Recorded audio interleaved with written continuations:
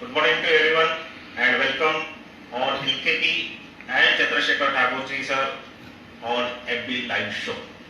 मैं विश्वनाथ नासिक से आप सबका स्वागत करता हूं। आज और अगला एक महीना हर शनिवार और रविवार सुबह 11 बजे श्री चंद्रशेखर ठाकुर से आप शेयर बाजार और इन्वेस्टमेंट के बारे में मार्गदर्शन सुन सकते हैं। एलकेपी सिक्योरिटीज लिमिटेड शेयर बाजार में 1948 से कार्यरत है। यह कंपनी शेयर बाजार, mutual fund, health insurance, life insurance और जिस टाइप का इन्वेस्टर उस टाइप का इन्वेस्टमेंट एडवाइस प्रोवाइड करते हैं। हमारे पास प्रोडक्ट के लिए हर प्रोडक्ट के लिए एक्सपीरियंस एंड एक्सपर्ट टीम उपलब्ध है। एलकेपी के products like SPIP, 7 picks investment plan, paid, trilogy, हर दिन दिए जाने वाले एडवाइस उत्तम होते हैं। श्री चंद्रशेखर जी ठाकुर नामिका भी है। ऐसा व्यक्तिमत्व शेयर बाजार और डिमैट उनका आत्मा है। उन्होंने शेयर बाजाराचा या इस कार्यक्रम के 1500 से ज्यादा प्रोग्राम पूरे देश भर में किए हैं। 52 साल उन्होंने इस क्षेत्र में दिए हैं और आज भी यह शख्स हर दिन प्रोग्राम करते हैं। मैं इस एफबी लाइव शो पे श्री चंद्रशेखर ठाकुर जी का तहे दिल से स्वागत करता हूं और उनसे विनती करता हूं कि वो उनका प्रोग्राम शुरू करें। Welcome sir and thanks.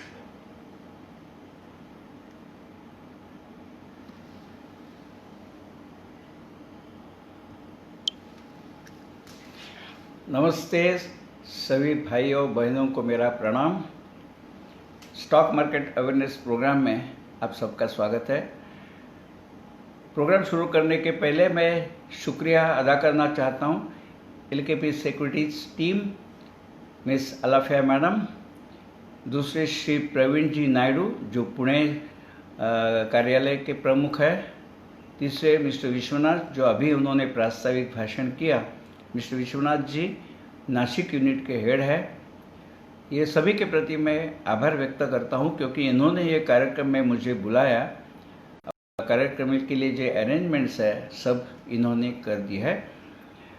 दोस्तों ये लगभग 25 मिनट का प्रोग्राम रहेगा। इस प्रकार अप्रॉक्सीमेटली 25 मिनट्स के 8 एपिसोड्स करेंगे जिसमें शेयर बाजार के बारे में जनरल नॉलेज है, जो बेसिक इन्फॉर्मेशन है वो आपको प्रोवाइड की जाएगी स्लाइड शो के माध्यम से।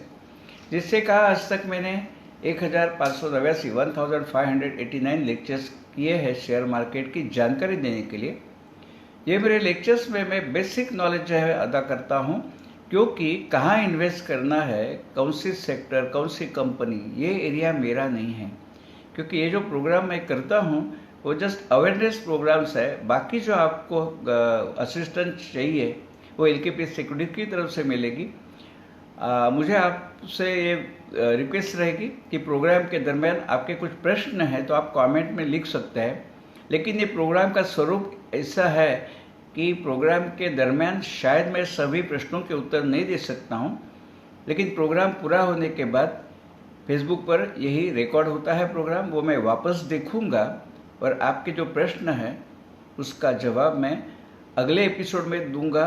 फिर भी आपसे एक मेरी रिक्वेस्ट है कि आपके जो प्रश्न हैं यहाँ पे कमेंट लिखिए और इन एडिशन मुझे व्हाट्सएप पर आपका सवाल भेजिए। तो क्या होगा, आपको व्हाट्सएप पर मैं जवाब दे दूंगा ताकि आपको तुरंत जवाब मिले। और मेरा व्हाट्सएप नंबर प्रोग्राम के अंत में स्लाइड में मैं दे दूंगा, तो आप व्हाट्सएप में आपका सवाल भेजिए प्लस कमेंट्स में भी डाल दीजिए।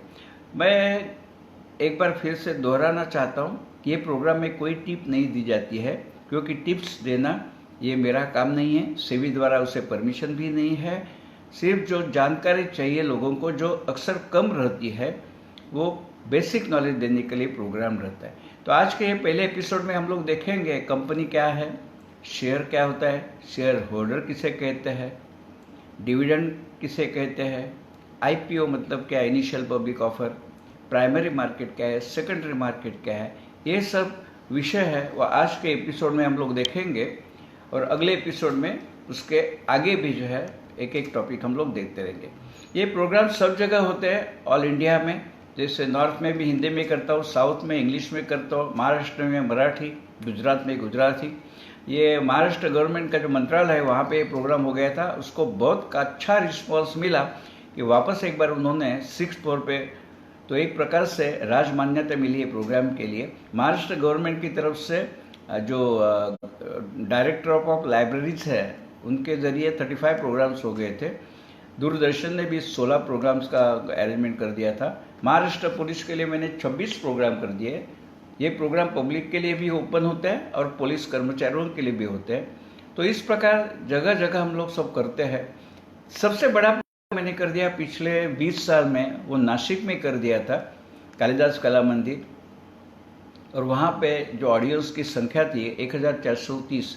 दोस्तों, शेयर बाजार सुनने के लिए इतनी बड़ी संख्या में लोग आते हैं, इसका मतलब शेयर बाजार के बारे में जानने के लिए लोगों को काफ़ी उत्सुकता है। मैं एक दूसरी बात कहना चाहता हूँ, ये प्रोग्राम में स्लाइड ज़्यादा रहेगी, मैं कम दिखाई दूंगा, क्योंकि स्लाइड्स का महत्व ज़्यादा होता है मुझसे ज़्यादा। मैं तो बोलूँगा लेकिन स्लाइड ज़्यादा दिखेंगी। इन बिटवीन कभी मुझे कैमरा फोकस हो भी सकता है, लेकिन उससे कोई फ़र्क नहीं पड़ता है। ये जो मैंने नासिक के लिए प्रोग्राम किया था उसका मीडिया पार्टनर वॉज सकाळ न्यूज़पेपर। बिकॉज ऑफ सकाळ न्यूज़पेपर इतनी संख्या में लोग आए थे, प्लस जो विश्वनाथ जी है जिन्होंने प्रास्ताविक भाषण किया, उन्होंने भी अपनी तरफ से काफ़ी पब्लिसिटी की थी प्रोग्राम की। So as a result it was a wonderful program. ठीक है, तो आज के प्रोग्राम में हम देखेंगे कि कंपनी क्या होती है, ये कंपनीज क्या होती है वगैरह सब इंफॉर्मेशन जो है, तो मैं सिंपल लैंग्वेज में स्लाइड के माध्यम से एक्सप्लेन करूंगा। क्योंकि अगर मैं सिर्फ बोलता जाऊं तो शायद बात डाइजेस्ट होने के लिए डिफ़िकल्ट हो जाती है। तो मैं चित्र के माध्यम से, स्लाइड के माध्यम से जो कहूँगा तो आपको समझने में आसानी हो जाएगी। प्लस इसका ये जो शो है वो फेसबुक पे रिकॉर्ड भी होगा, वापस आपको देख सकते हैं। तो कंपनी क्या होती है हम लोग देखेंगे। उदाहरण के माध्यम से समझो मुझे कोई कंपनी शुरू करनी है। कंपनी का नाम मैंने रखा है Dwarka foods limited. Dwarka foods limited. मेरी कंपनी क्या मैन्युफैक्चर करेगी? बिस्किट, शरबत, जाम एटसेट्रा, फूड प्रोडक्ट्स। अभी मानिए कि एक कंपनी शुरू करने के लिए मुझे कम से कम 30 लाख रुपया कैपिटल की ज़रूरत है। फॉर एग्जाम्पल, अगर मेरे पिताजी रिच है, अगर वो मुझे 30 लाख रुपए देते हैं तो मैं मेरी कंपनी खुद भी कर सकता हूँ, मेरा व्यवसाय खुद खड़ा कर सकता हूँ। लेकिन ऐसे नहीं है। तो ये जो 30 लाख रुपया कैपिटल मुझे चाहिए वो कहाँ से आएगा? दोस्तों, उसके लिए कानूनन लीगल ऑप्शन अवेलेबल है। वो लीगल ऑप्शन क्या है देखेंगे। ये जैसे मैंने कहा, द्वारका फूड लिमिटेड कंपनी मैं फ्लोट करना चाहता हूँ, 30 लाख रुपए मुझे कैपिटल की ज़रूरत है। वो कैपिटल मुझे कैसे मिलेगा?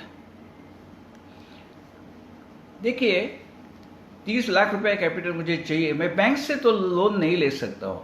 कारण यह है कि ये अगर बैंक मुझे 13%, 14% से इंटरेस्ट चार्ज करेगी, तो मैं कहाँ से इंटरेस्ट पे करूँगा? क्योंकि मेरी कंपनी अभी शुरू भी नहीं हुई है। तो 30 लाख अगर कैपिटल मैं बैंक से लोन के रूप में ले लूँगा तो मैं ब्याज नहीं, I can not afford that. तो मैं क्या कर सकता हूँ, मैं पब्लिक को आह्वान करूँगा कि मुझे ये कंपनी शुरू करनी है, 30 लाख रुपए कैपिटल के रूप में मुझे चाहिए। तो पब्लिक को मैं आह्वान करता हूँ कि आप लोग मुझे 10-10 रुपया, एवरीबडी यू पे मी 10 रुपीज ईच। तो 3 लाख लोगों ने समझे 10-10 रुपया मेरे पास दे दिए। 3 लाख पीपल कॉन्ट्रीब्यूटेड ₹10 ईच। तो 3 लाख लोगों ने 10-10 रुपये मुझे दे दिए। तो 3 लाख मल्टीप्लाइड बाय 10 तो कितने हुए? 30 लाख रुपए। तो इस प्रकार 3 लाख लोगों ने 10-10 रुपये मुझे दे दिए towards the contribution in the capital of the company. Company का जो कैपिटल है उसमें डालने के लिए 10-10 रुपये उन्होंने दे दिए। अब ये 3 लाख लोगों ने जो मुझे 10 रुपये दे दिए हैं, ये 3 लाख लोगों ने मुझे 10 रुपये दे दिया है, वो 10 रुपये पर मैं उन्हें 1 रुपया भी इंटरेस्ट नहीं दूंगा। Reason is that I have not taken a loan from them. Reason is that I have not taken a fixed deposit from them. उन्होंने वॉलंटरीली मेरे पास 10 रुपये दे दिए हैं क्योंकि उन्हें विश्वास है मैं अच्छी रीत से धंधा करूंगा, उसमें से जो कुछ प्रॉफिट मिलेगा वो उन्हें शेयर करूंगा। सो दे हैव फेथ इन मी। तो उन्होंने जो 10 रुपये दिए हैं वो 10 रुपये पर मैं उन्हें कुछ भी इंटरेस्ट नहीं दूंगा। अब ये 3 लाख लोगों ने जो 10 रुपये दे दिए है, इसका मतलब दोस्तों ये होता है कि ये 3 लाख लोग कंपनी के मालिक बन गए हैं, लेकिन पूरे तरीके से मालिक नहीं, अंशतः मालिक, पार्शियली ओनर। 30 लाख रुपए कैपिटल की कंपनी है, उसमें उनकी ओनरशिप, उनकी मालिकी हक कितना है? 10 रुपए का। मतलब छोटा सा मालिकी हक उनका है, लेकिन दे आर पार्शियली ओनर्स। अब ये 10 रुपये उन्होंने दिए मेरे पास कैपिटल में लगाने के लिए। उसे शेयर बाजार के परिभाषा में कहते हैं कि उनके पास एक शेयर है 10 रुपये का। 10 रुपये फेस वैल्यू, उसे कहते हैं फेस वैल्यू। 10 रुपये फेस वैल्यू का एक शेयर उनके पास है। दोस्तों शेयर का मतलब है हिस्सा, मराठी में बोलते हैं वाटा, भाग। एक कंपनी के कैपिटल में उनका भाग, उनका हिस्सा कितना है? एक हिस्सा 10 रुपये का। समझो किसी ने मुझे 60 रुपये दे दिए, 60 रुपीज, तो मैं कहूँगा उस व्यक्ति के पास ये कंपनी है, 10 रुपये का एक शेयर, 60 रुपये के शेयर। लिखा है कि 3 लाख लोगों ने 10-10 रुपये दे दिए। दोस्तों ये जो व्यवस्था है उसे कहते हैं कंपनी। ये जो व्यवस्था है उसे कहते हैं कंपनी। और ये जो 10 रुपया उन्होंने दे दिया है, जिनके पास हम कहते हैं कि एक शेयर उनके पास है, तो स्टॉक एक्सचेंज के शेयर बाजार के परिभाषा में उसे कहते हैं ये 3 लाख लोगों के पास एक शेयर है। सो दे आर शेयर होल्डर्स। ये 3 लाख लोग हैं शेयर होल्डर्स। मराठी में उसको कहते हैं भागधारक। उनके पास एक शेयर है, उसके पास 10 शेयर है, उनके पास 500 शेयर है, कितने भी शेयर्स हो, but they are called as share holders. ये जस्ट सिंपल एग्जाम्पल के रूप में मैंने आपसे कह दिया है। अब देखिए ये 30 लाख कैपिटल मुझे मिली फ्री ऑफ इंटरेस्ट, कुछ भी उसके ऊपर मुझे देना नहीं। ये सब कानूनन व्यवस्था है जिसे कंपनी कहते हैं। अभी देखिए 30 लाख मुझे कैपिटल मिल गई, कंपनी का प्रोडक्शन शुरू हो गया। कंपनी का प्रोडक्शन शुरू हो गया, सब उसकी मशीनरी वगैरह लगा दी, प्रोडक्ट्स का उत्पादन शुरू हो गया। फॉर एग्जाम्पल पहले 2 साल कंपनी को कुछ भी प्रॉफिट नहीं हुआ, और ऐसा होगा ही, क्योंकि कोई भी व्यवसाय हम लोग शुरू करते हैं तो ज़रूरी नहीं कि पहले महीने से, पहले साल से प्रॉफिट आएगा। नहीं, टीजिंग प्रॉब्लम्स रहते हैं, इनिशियल इन्वेस्टमेंट रहती है। तो समझिए पहले 2 साल कंपनी को कुछ भी प्रॉफिट नहीं हुआ। तीसरे साल में ऐसे हुआ कि कंपनी के प्रोडक्ट्स लोग लेते रहे, एक दूसरे को कहते रहे, और कंपनी का जो सेल बढ़ता गया, और तीसरे साल कंपनी को प्रॉफिट हो गया, समझिए 12 लाख रुपए। दोस्तों ये सब अंक मैं कहता हूँ जस्ट फॉर एग्जाम्पल, उदाहरण के रूप में कहता हूँ। तो तीसरी साल नेट प्रॉफिट कंपनी को हुआ 12 लाख रुपए। अब सीधी बात है, मैं आपको पूछूं, ये 12 लाख रुपए जो प्रॉफिट है वो किससे मिलेगा, वो किससे दिया जाएगा? वेरी सिंपल, ये जो प्रॉफिट है 12 लाख रुपया वो किसे मिलेगा? 3 लाख लोगों को दिया जाएगा डिस्ट्रीब्यूट करके। कारण यह है, ये 3 लाख लोगों ने 10-10 रुपये कंपनी के कैपिटल में लगाए हैं, तो ये जो नेट प्रॉफिट है उनके हकदार वो 3 लाख लोग हैं। तो ये 12 लाख जो प्रॉफिट है, मान लीजिए 3 लाख लोगों में डिवाइड करना है, तो हर एक के हिस्से में कितना प्रॉफिट आएगा? सिंपल एरिथमेटिक है, 12 lakhs divided by 3 lakhs, 12 divided by 3, तो उत्तर आता है 4 रुपया। तो ये जो 3 लाख लोग हैं जिन्होंने 10-10 रुपये कैपिटल में लगाए हैं, तो उनको पर हेड हर एक के हिस्से में प्रॉफिट कितना आता है? 4 रुपया प्रॉफिट आता है। ये जो 4 रुपये प्रॉफिट है फ्रेंड्स, उसी को शेयर बाजार के परिभाषा में बोलते हैं डिविडेंड। जो बैंक में हम लोग फिक्स डिपॉजिट रखते हैं, उस पर हमें जो मिलता है बैंक की तरफ से, उसको हम लोग कहते हैं इंटरेस्ट। हम लोग शेयर में लगाते हैं पैसा, कंपनी को प्रॉफिट होता है, वो प्रॉफिट हमें मिलता है शेयर होल्डर्स को, उसे कहते हैं डिविडेंड। अब ये बात साफ है कि 10 रुपये का शेयर है, 4 रुपया डिविडेंड मिल गया। अगर परसेंटेज का हिसाब करेंगे तो 10 रुपीज का शेयर और 4 रुपया डिविडेंड मिला, तो परसेंटेज वाइज ये डिविडेंड कितना होता है? 40%। 10 रुपये का शेयर, 4 रुपया डिविडेंड, 100 रुपीज के ऊपर 40% डिविडेंड। सो कंपनी क्या कहेगी? कंपनी कहेगी कि this year we have given 40% dividend to our share holders. Company कहेगी इस साल हमने अपने शेयर होल्डर्स को 40% डिविडेंड दिया है। अब समझिए अगले साल अगर कंपनी को ज़्यादा प्रॉफिट होगा तो क्या होगा? अगर कंपनी को ज़्यादा प्रॉफिट होगा तो कंपनी और डिविडेंड दे देंगी। वो कितना दे सकती है, उसके ऊपर सीलिंग कितना है, कुछ भी नहीं है। अगर बहुत प्रॉफिट हो गया, हो सकता है 100% देगी, 200% देगी, 300% डिविडेंड देगी। There is no limit on that. So dividend depends upon the profit made by the company. Dividend क्या होती है? कंपनी जो प्रॉफिट करती है उसके आधार पर डिविडेंड मिलेगी। It is not a fix income at all कि अगले साल 40% मिलेगा। नो, ज़्यादा प्रॉफिट हो गया ज़्यादा डिविडेंड मिलेगा, कम प्रॉफिट हो गया कम डिविडेंड मिलेगा। अगर प्रॉफिट हुआ नहीं, फॉर एग्जांपल दिस ईयर अगर कोरोना जैसी बीमारी है, फैक्ट्री बंद है, तो सेल ही नहीं है, तो प्रॉफिट कहाँ से आएगी, डिविडेंड कहाँ से मिलेगी? सो माय फ्रेंड्स, डिविडेंड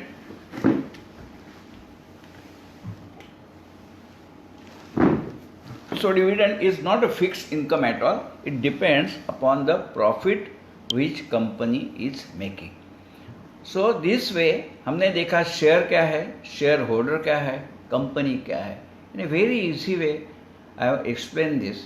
फिर भी कहता हूँ, आपको कुछ भी डाउट्स हो आप मुझे व्हाट्सअप नंबर पे भेज सकते हैं, कमेंट्स में भी भेज सकते हैं, तो अगले एपिसोड में इसके जवाब मैं दे दूंगा, प्लस आपको पर्सनली व्हाट्सएप पर भी दे दूंगा। सो ये दोस्त, ये हमने देखा कंपनी क्या है, शेयर्स क्या है, डिविडेंड क्या है। अभी जो हमने बात डिस्कस की उसी को कहते हैं प्राइमरी मार्केट।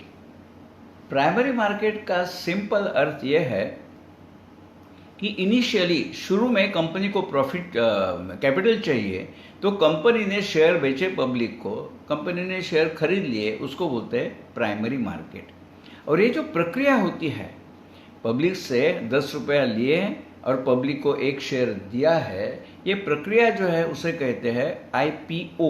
उसका फुल फॉर्म है इनिशियल पब्लिक ऑफर। फ्रेंड, जैसे मैं पब्लिक प्रोग्राम कर देता हूँ हॉल में, आज अभी हॉल में प्रोग्राम करना पॉसिबल नहीं, इसलिए ये माध्यम से हमारे प्रोग्राम होते हैं। लेकिन जब हॉल में प्रोग्राम करते हैं तो किसी को मैं कोई ब्रोशर्स वगैरह नहीं देता हूँ। रीज़न इज दैट ये सब जो शब्द है सेल्फ एक्सप्लेनेटरी है। IPO का मतलब इनिशियल पब्लिक ऑफर, मतलब इनिशियली शुरू में जो शेयर्स पब्लिक को ऑफर किए हैं, आपको चाहिए तो आप 1 लीजिए, 2 लीजिए, 100 लीजिए। सो इनिशियली पब्लिक को जो शेयर्स ऑफर करते हैं उसको बोलते हैं इनिशियल पब्लिक ऑफर, संक्षिप्त में IPO, उसी को बोलते हैं प्राइमरी मार्केट। अभी प्राइमरी मार्केट हमने देखा, तो सेकेंडरी मार्केट क्या है वो हम लोग देखेंगे आगे के एपिसोड में। लेकिन यहाँ पे एक बात और मैं कहना चाहता हूँ कि प्राइमरी मार्केट में फर्स्ट टाइम कैपिटल रेज करने के लिए कंपनी ने पब्लिक को शेयर बेचे और पब्लिक ने शेयर्स ले लिए।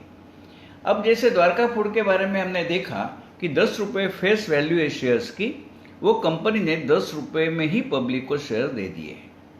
शेयर्स की फेस वैल्यू है 10 rupees, so company gave that shares to public at 10 rupee only. इसको कहते हैं issue at par. Issue at par मतलब शेयर्स की फेस वैल्यू 10 रुपये, पब्लिक को 10 रुपये में दे दिया। लेकिन कभी कभी ऐसे होता है कि 10 रुपये फेस वैल्यू का शेयर्स कंपनी पब्लिक को 10 रुपये में नहीं देती है। फॉर एग्जाम्पल, पब्लिक को कंपनी ने वो शेयर दे दिया 149 रुपीज़ को, तो फेस वैल्यू तो 10 रुपये है, लेकिन कंपनी शेयर बेचती है पब्लिक को आईपीओ में 149 के भाव में। तो ऊपर का जो 139 रुपीज़ कंपनी एक्स्ट्रा लेती है उसे कहते हैं प्रीमियम। कंपनी कहती है शेयर्स हमने आईपीओ में प्रीमियम में दे दिए। अगर 10 रुपये के शेयर जब कंपनी 149 में दे देती है और पब्लिक वो शेयर्स ले लेते हैं, कारण कंपनी को कॉन्फिडेंस है कि आगे चलकर ये कंपनी अच्छा परफॉर्म करेगी, अच्छा प्रॉफिट बनाएगी, अच्छा सा डिविडेंड दे देगी, लोगों को भी विश्वास है, तो लोग ले सकते हैं 149 को एट प्रीमियम। बिकॉज ये स्टडी करके शेयर होल्डर्स जो है, प्रोस्पेक्टिव शेयर होल्डर, इन्वेस्टर्स, वो देखेंगे कि जो कंपनी कहती है whether it is true, whether it is possible. अगर उनको ठीक लगा तो 149 में ले लेंगे, अगर ठीक नहीं लगा वो आईपीओ के लिए अप्लाई नहीं करेंगे। So that is the decision of the investor. तो अभी हमने उदाहरण में देखा द्वारका फूड्स लिमिटेड का आईपीओ है, 10 रुपये का शेयर है और कंपनी ने 149 में पब्लिक को दे दिया। लेकिन जब आप आईपीओ के लिए एप्लीकेशंस करते हैं उसमें लिखा हुआ रहता है प्राइस बैंड 145, 149। इसका मतलब यह है कि आप अप्लाई कर सकते हैं आईपीओ में ये शेयर्स के लिए, लेकिन मिनिमम 145 रेट कोट करके ही आपको अप्लाई करना है। उसको बोलते हैं floor price, floor FLOOR, floor price. और कंपनी कहती है कि मिनिमम आपको 149 के रेट से अप्लाई करना है और मैक्सिमम 149, उसे कहते हैं कैप प्राइस। सो फ्लोअर प्राइस, कैप प्राइस। सो आप 145 से अप्लाई कर सकते हैं, 146 से, 148 से, 149 से, आपका डिसीजन है इन्वेस्टर्स के रूप में। लेकिन जब आईपीओ की अलॉटमेंट हो जाती है तो क्या होता है, 3 लाख लोगों के पास एक शेयर्स आ गया। वो शेयर कैसा रखना है, कहाँ रखना है, हम लोग आगे के एपिसोड में देखेंगे। लेकिन जो 3 लाख लोगों को एक शेयर जो मिला है, वो लोग कभी तो शेयर्स बेचेंगे। वो शेयर्स कहाँ बेचेंगे? शेयर बाजार में बेचेंगे, जिसे स्टॉक एक्सचेंज कहते हैं। कल हम उसके बारे में और जिक्र करेंगे। सो लब होता है ऐसे कि शेयर्स पब्लिक को आईपीओ में देने के बाद वो कंपनी का लिस्टिंग हो जाता है स्टॉक एक्सचेंज में। लिस्टिंग का सिंपल मतलब है कि उस शेयर्स का सेल परचेस स्टॉक शेयर बाजार में होना शुरू होगा, उसी को बोलते हैं लिस्टिंग। अब देखिए, ये जो कंपनी है वो फर्स्ट डे लिस्टिंग जो दिन होता है, उस फर्स्ट डे अभी जिनको शेयर नहीं मिले हैं वो लोग अभी सेकेंडरी मार्केट मतलब शेयर बाजार से ले लेंगे, स्टॉक एक्सचेंज से ले लेंगे। तो अगर समझो सामने वाले लोग हैं, उनको भी लगता है कि ये कंपनी अच्छी है, आगे चलकर और अच्छा परफॉर्मेंस दे देंगी और अच्छा प्रॉफिट करेंगी, तो हो सकता है जिन्हें वो शेयर 149 में मिला है उनसे आगे जो बायर्स है वो हो सकता है कि वो 257 से भी खरीदे, 258 से खरीदे, 300 से खरीदे, 175 के हिसाब से खरीदे, देते उनका डिसीजन है। लेकिन लिस्टिंग जब होता है उस दिन जो भाव से शेयर्स बेचे जाते हैं और सामने कोई ना कोई लेता है, उसको बोलते हैं लिस्टिंग हो गया एट 257।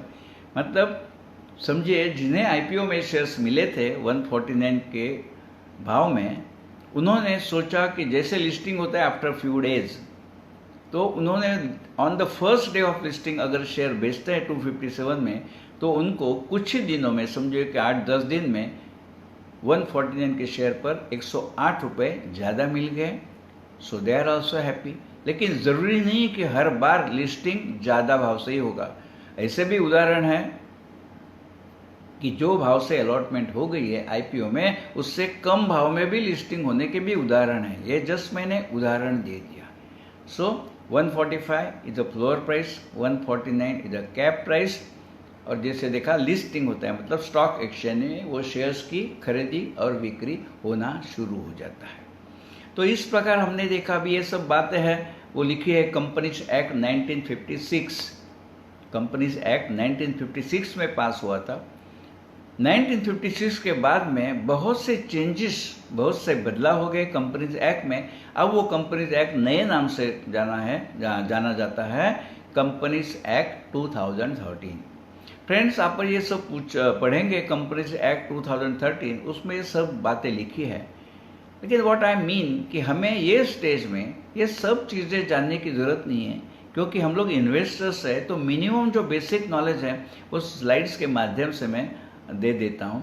क्योंकि सब कंपनीज एक्ट पढ़ना किसको पॉसिबल भी नहीं, इतना समय नहीं है, इतना पेशेंस नहीं है। तो जितना चाहिए उतना मैं दे दूंगा। नहीं तो क्या होता है, लोगों को इससे लगेगा ये सब इतना मुझे पढ़ना है, मुझे तो कुछ समझ में नहीं आएगा, याद नहीं रहेगा। So whatever I have explain during this 25 minutes is necessary. कीमान जो है, मिनिमम जो नेसेसरी उतना मैंने आपको बोल दिया है। अभी इसी प्रकार आगे जो 7 एपिसोड्स हो गए उसमें विविध जो टॉपिक्स है हम लोग डिस्कस करेंगे। जैसे अभी अगला एपिसोड, दूसरा एपिसोड होगा कल संडे इसी समय में 11 बजे होगा। उसमें हम लोग देखेंगे डीमैट अकाउंट क्या होता है। क्योंकि ये 3 लाख लोगों को, ये जो 3 लाख लोग हैं वो 3 लाख लोगों को एक शेयर मिल गया द्वारका फूड्स का। वो शेयर वो रखेंगे कहाँ? वो शेयर रखने के लिए एक अकाउंट ओपन करना पड़ता है, उसको कहते हैं डीमैट अकाउंट। तो दोस्तों, कल के एपिसोड में हम लोग देखेंगे डीमैट अकाउंट क्या होता है, वो कहाँ ओपन होता है, डीमैट अकाउंट कहाँ ओपन होता है, उसके लिए चार्जेस क्या होते हैं, उसके लिए प्रोसीजर्स क्या रहते हैं। ये सब बातें हम लोग कल डिस्कस करेंगे इसी प्रकार स्लाइड के माध्यम से। उसके बेनिफिट्स क्या है, डीमैट की व्यवस्था इस देश में कब से शुरू होगी, ये सब हम कल डिस्कस करेंगे। और जैसे मैंने कहा कि आपके कोई सवाल है आप मुझे भेजते जाइए, इसलिए मेरा व्हाट्सअप नंबर है 9820389051। दूसरी, मार्केट के बारे में आपको कुछ जानकारी चाहिए तो LKP सिक्योरिटी की तरफ से वहाँ पे बैठे हैं मिस्टर विश्वनाथ बोदाड़े जी, उन्हें भी आप कांटेक्ट कर सकते हैं। उनका नंबर है 8888280555। आपके जो सवाल आएंगे व्हाट्सएप पर मैं आपको तुरंत जवाब दे दूंगा। और सबके जो सवाल है उसका एक साथ में जवाब हो सके, समय मिले तो अगले के एपिसोड में, नहीं तो सब एपिसोड होने के बाद एक स्पेशल एपिसोड कर देते हैं सवाल के लिए। क्योंकि एक व्यक्ति का सवाल हो सकता है, 10 और व्यक्तियों का सवाल हो सकता है। एक व्यक्ति ने जो सवाल पूछा शायद 25 लोगों के मन में हो सकता है, शायद उन्हें पूछने के लिए शायद संकोच होता हुआ, इसलिए उन्हें पूछा नहीं हो। सो सबके सवालों के जवाब मैं साथ में दे दूंगा। सो फ्रेंड्स, अभी आज का जो एपिसोड है मैंने कहा कि 25 मिनट्स का लगभग रहता है। कभी थोड़ा टॉपिक ज़्यादा है तो हो सकता है 30 मिनट हो गए, लेकिन 25-30 मिनट्स के बीच में ये प्रोग्राम होगा। तो आपने सब आपका कीमती समय दे दिया यहाँ पे, तो बहुत आपका भी आभारी हूँ। ऐसे मिलते रहेंगे एवरी सैटरडे संडे इसी समय मतलब 11 बजे। अब यहाँ पे ये प्रोग्राम समाप्त करता हूँ। आप सबका शुक्रिया और LKP team mister Praveen Naidu, mister Vishwanath और अलाफिया मैडम और उनके बाकी टीम सभी का आभार व्यक्त करता हूँ और आपका रजा लेता हूँ।